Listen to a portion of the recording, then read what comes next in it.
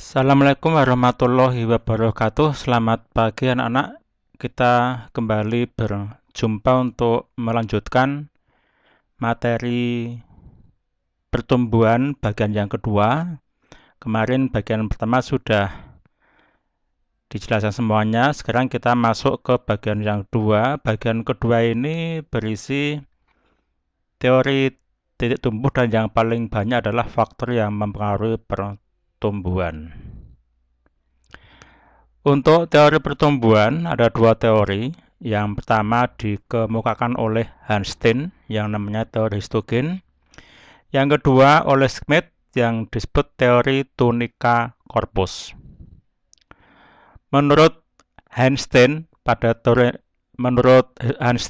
untuk teori histogen, titik tumbuh terbagi 3 lapisan yang masing-masing lapisan namanya histogen. Lapisan paling dalam namanya pleroma. Ini akan berkembang menjadi silinder pusat termasuk bagian dalamnya pulur. Kemudian lapisan luar namanya dermatogen akan berkembang menjadi epidermis. Lalu di antara pleroma dan dermatogen ada lapisan tengah yang namanya peribelum yang nanti akan berkembang menjadi bagian organ jaringan tanaman yaitu korteks. Kalian masih ingat di kelas 11 bahwa irisan melintang batang itu paling luar adalah epidermis, kemudian korteks paling dalam namanya stele atau silinder pusat. Itu berasal dari ketiga lapisan ini. Yang kedua, teori tunica corpus oleh Schmidt. Titik tumbuh itu ada dua bagian. Bagian luar namanya tunica yang terdiri dari beberapa lapisan sel yang membentuk seludang yang terus membelah sehingga lapisannya menjadi luas.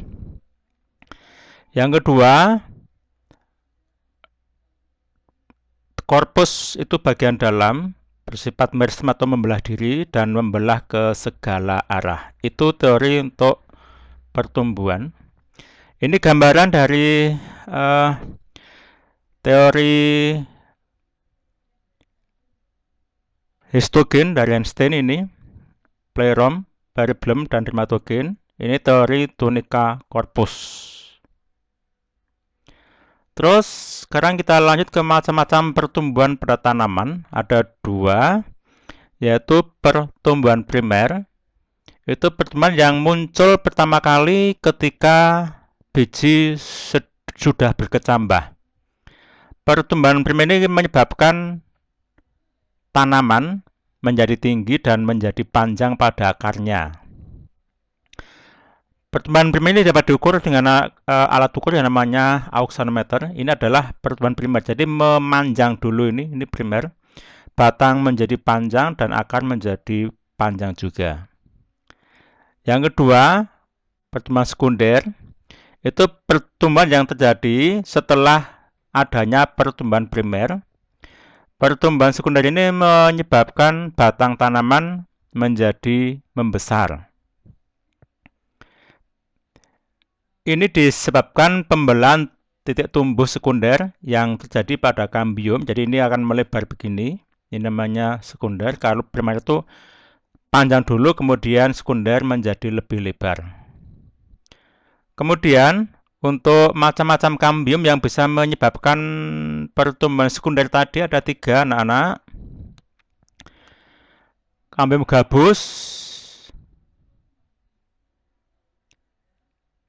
Ini atau velogen membelah ke arah luar membentuk jaringan gabus atau velum dan ke arah dalam membentuk jaringan veloderm.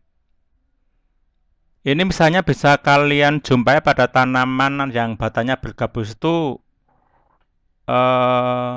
trembesi atau munggur. Itu kan kalian bisa mengelupas kulitnya. Itu adalah gabus yang dibentuk oleh velogen atau kambium gabus. Fungsi velogen sendiri ini untuk melindungi batang dari kekeringan. Lalu kambium fasikuler.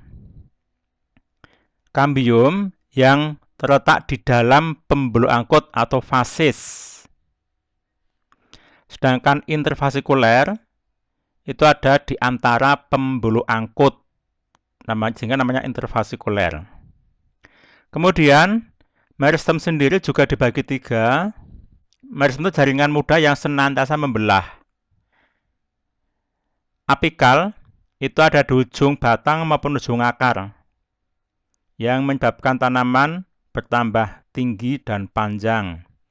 Yang kedua, meristem lateral itu adanya di sebelah sisi batang, yang menyebabkan batang itu menjadi melebar. Lalu interkalar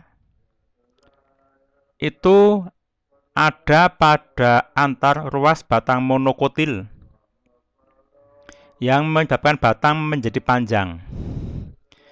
Ini bisa dijumpai pada tanaman monokotil, itu pada padi atau pada jagung, itu ada pada ruas batang ada jaringan meristem interkalar, sehingga batang itu bisa menjadi panjang. Ini macam-macam meristem. Terus ini titik tumbuh pada akar, itu dibagi 3 zona atau 3 daerah. Paling ujung kaliptra atau tudung akar. Lalu ini namanya C itu daerah pembelahan atau cleavage. Yang ini daerah pemanjangan atau elongasi. Lalu daerah pendewasaan, diferensiasi atau maturasi. Ini zonasi pada akar. Sama juga pada batang, daerah atas itu pembelahan atau cleavage tadi. Daerah sebelah bawahnya itu pemanjangan atau elongasi. Dan bagian bawahnya lagi itu diferensiasi atau pendewasaan atau maturasi.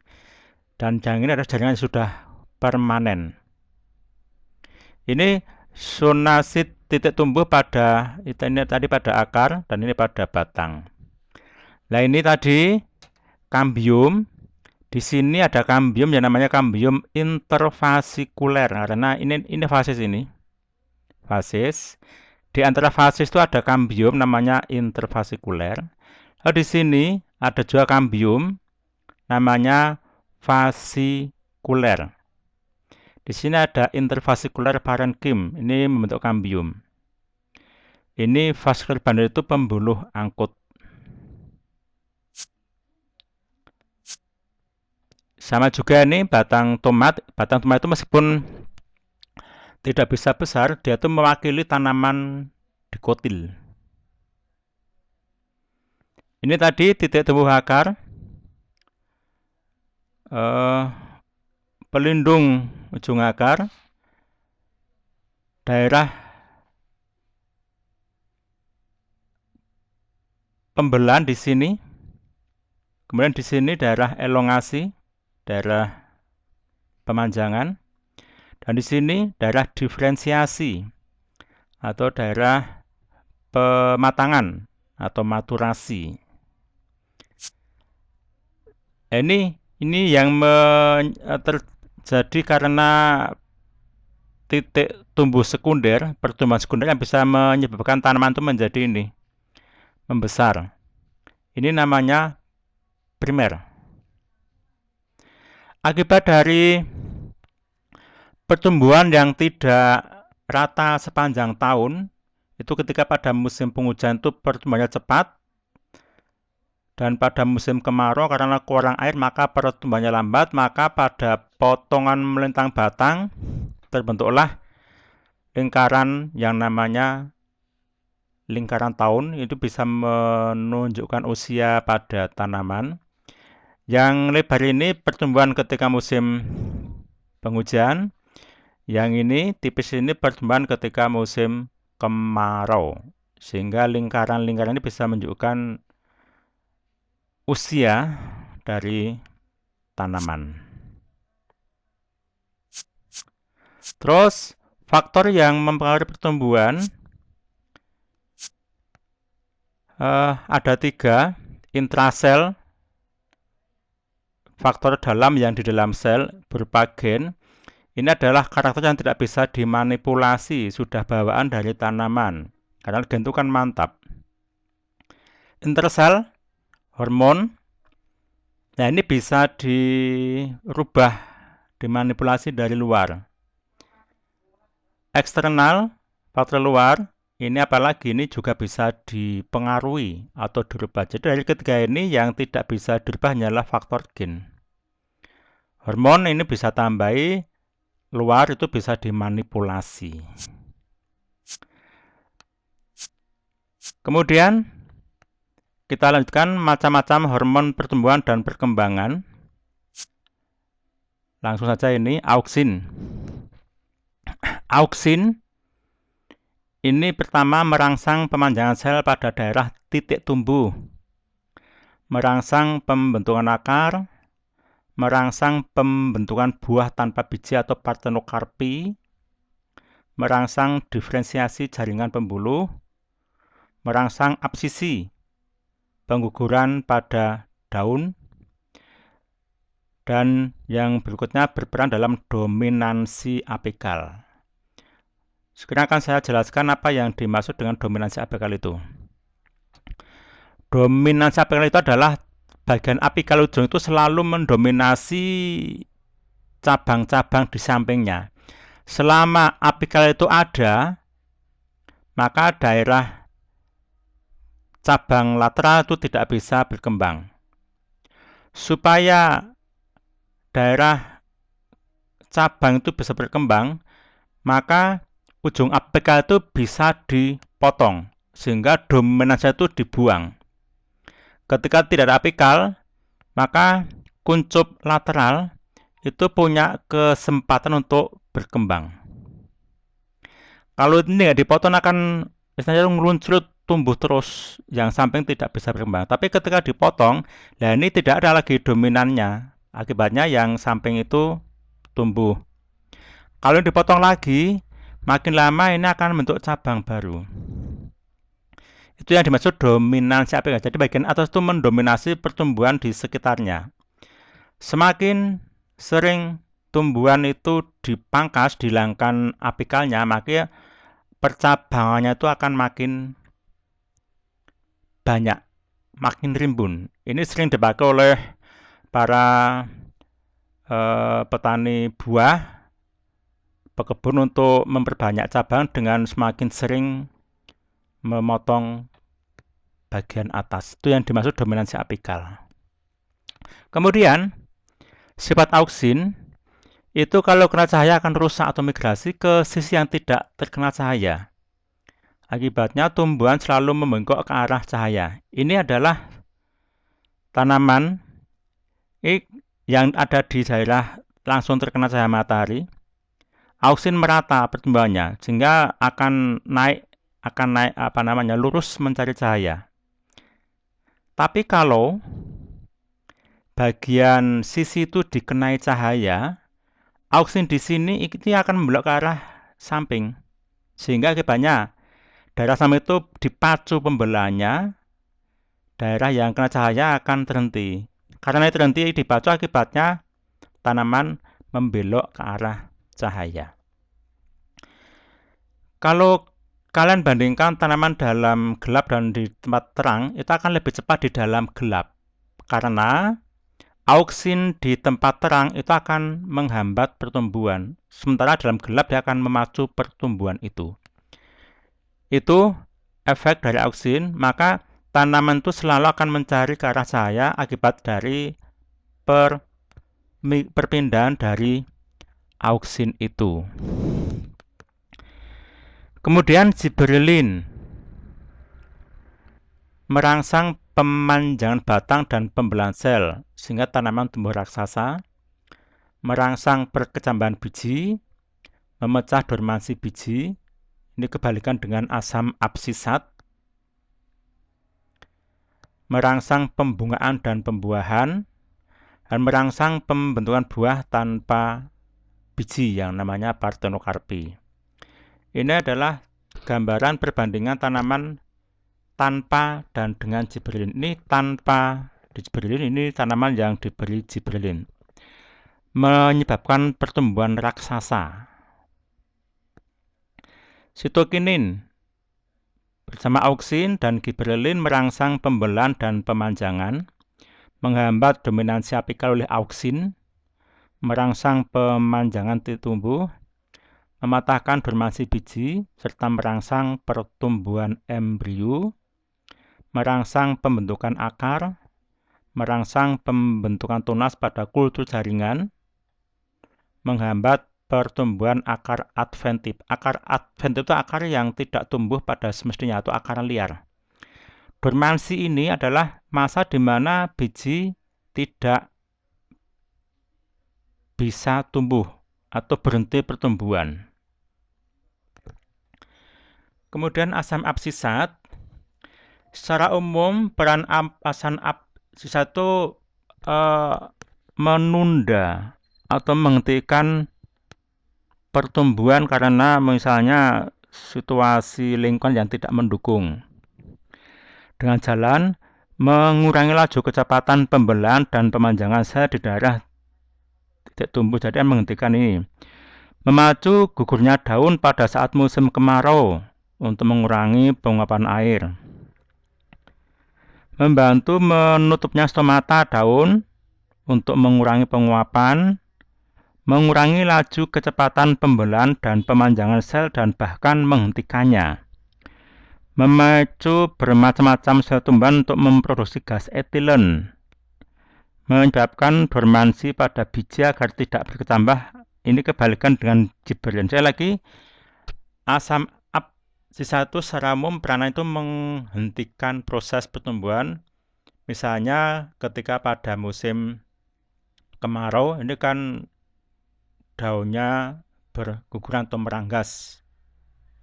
Itu akibat dari peran dari asam absisat. Etilen, ini yang paling besar peranannya itu untuk mempercepat pematangan buah,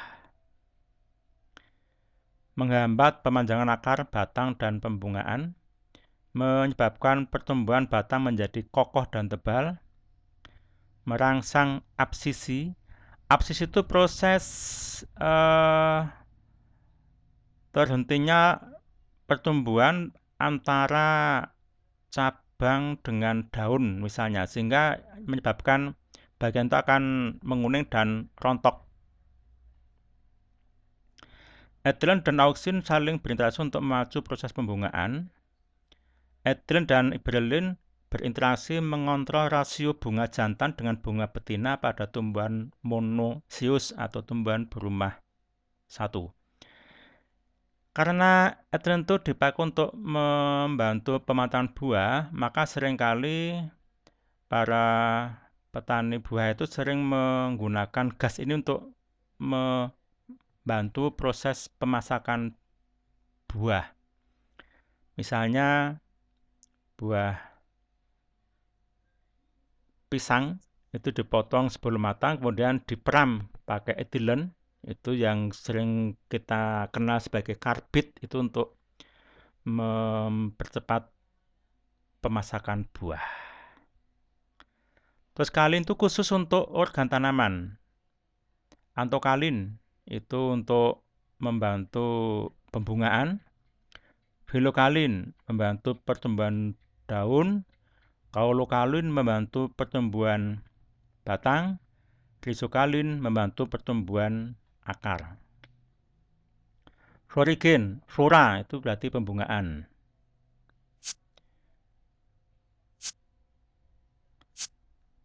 Ini adalah macam-macam hormon pertumbuhan dan perkembangan.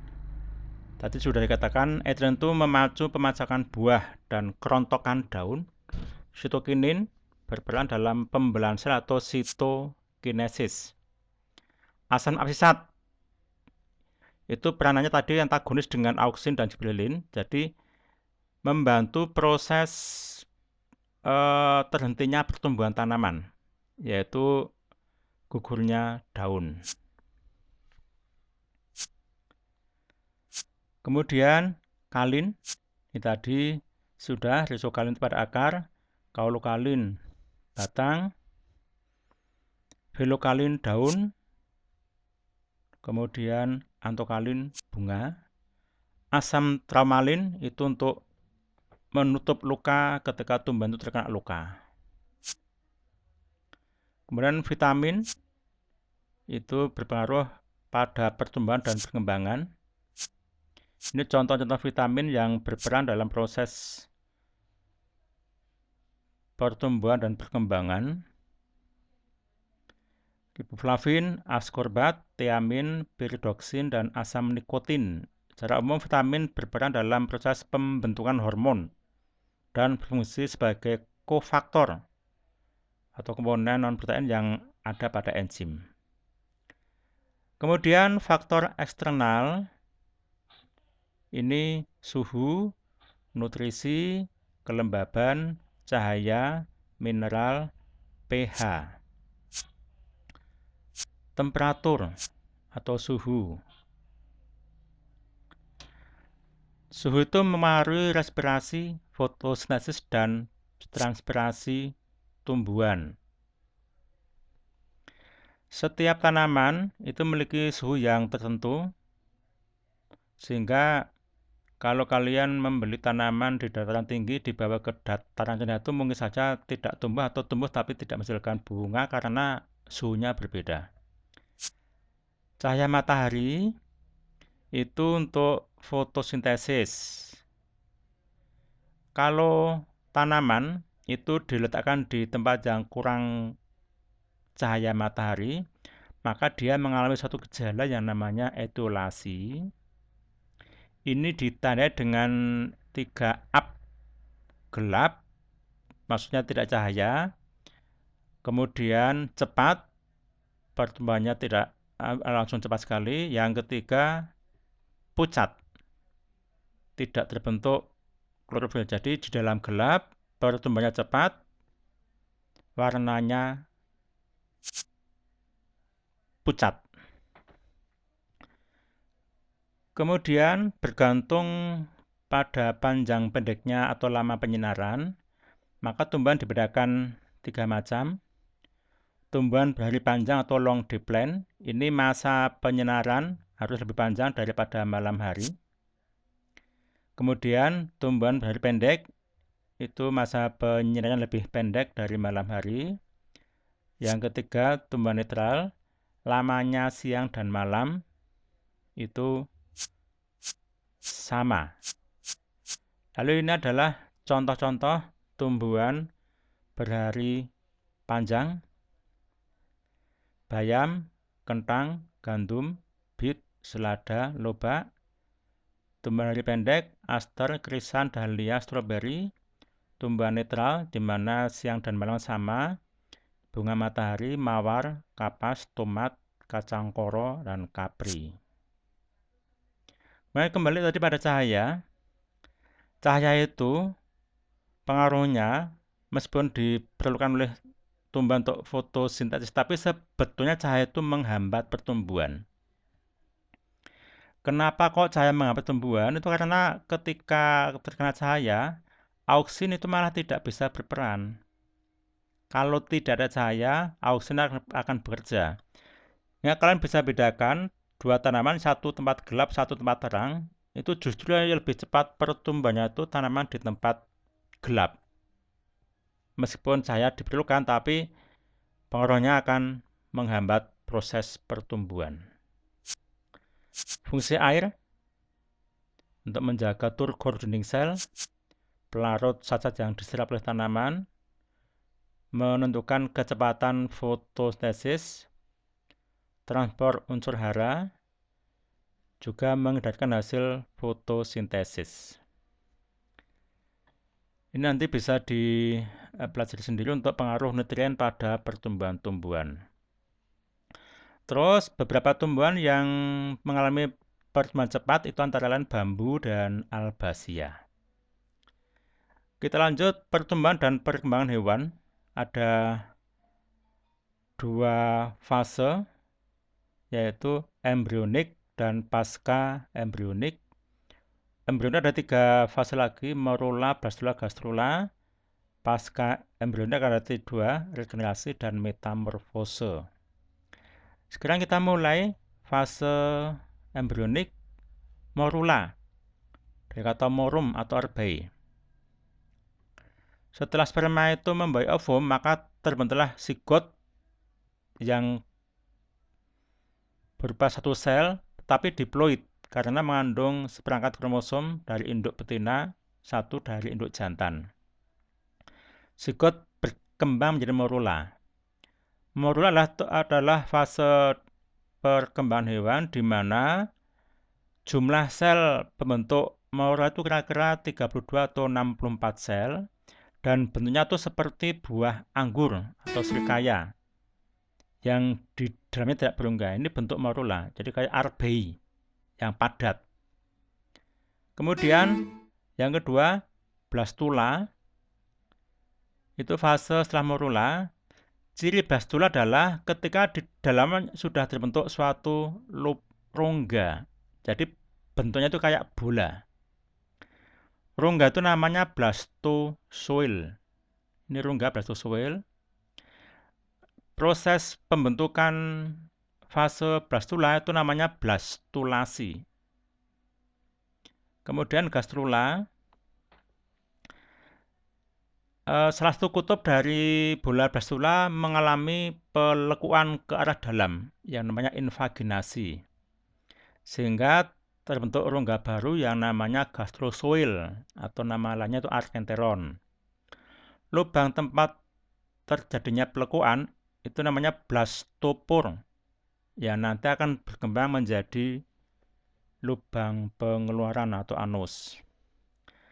Proses pembentukan gastrula namanya gastrulasi.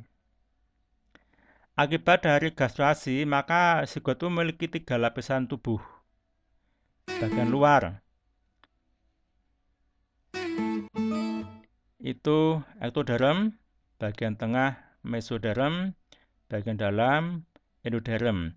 Dan ketiga bagian nanti akan berkembang menjadi berbagai organ pada tanaman. Nah, ini contoh dari gastrula. Ini lubang tempat pelekuan namanya blastopor yang nanti jadi anus. Lalu rongga di dalamnya namanya arkenteron.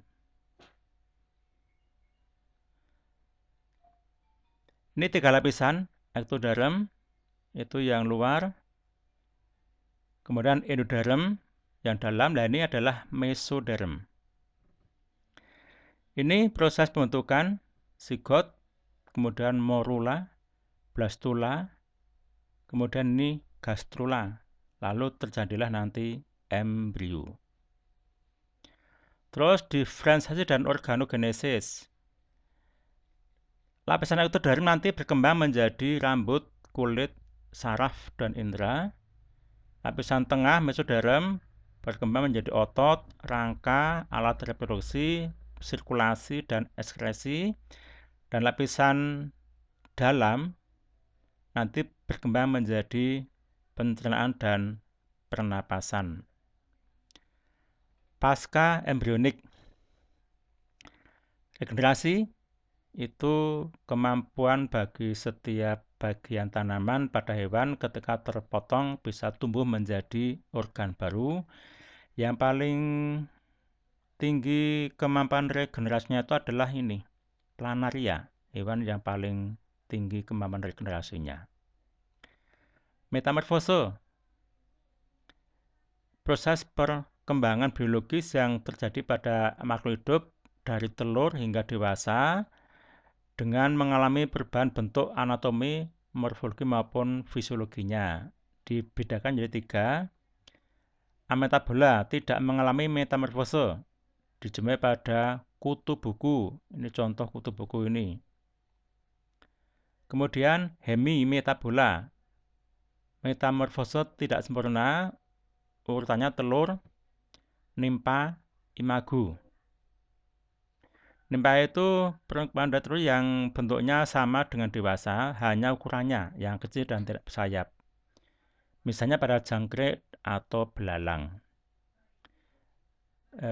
Telur, lalu nimpa, ini imago. Holometabula itu metamorfose sempurna, telur, larva, pupa, imago.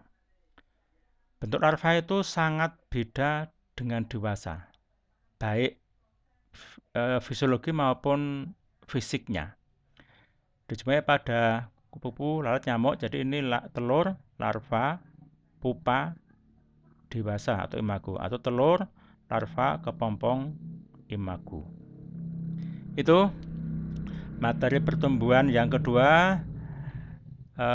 Terima kasih atas perhatiannya.